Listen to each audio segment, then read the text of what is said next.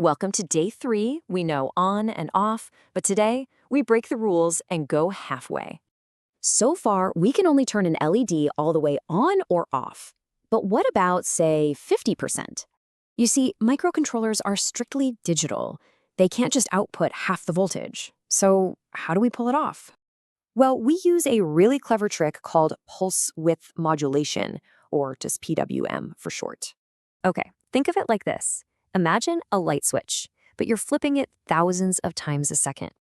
The flashes are so incredibly fast, there's just no way your eye can actually see each one.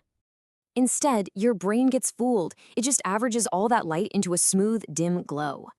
And the key to controlling this whole thing is something called the duty cycle. Let's break it down. So if we have a 25% duty cycle, that means the power is on for only a quarter of the time. And the result? The LED glows at about 25% of its max brightness. Kind of subtle, right? Now let's crank it up to a 75% duty cycle.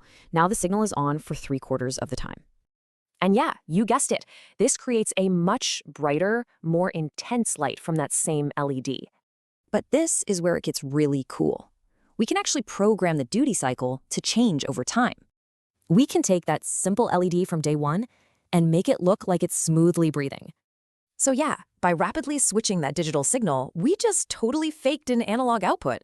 Tomorrow, on day 4, we read a real analog input using a dial. See you then.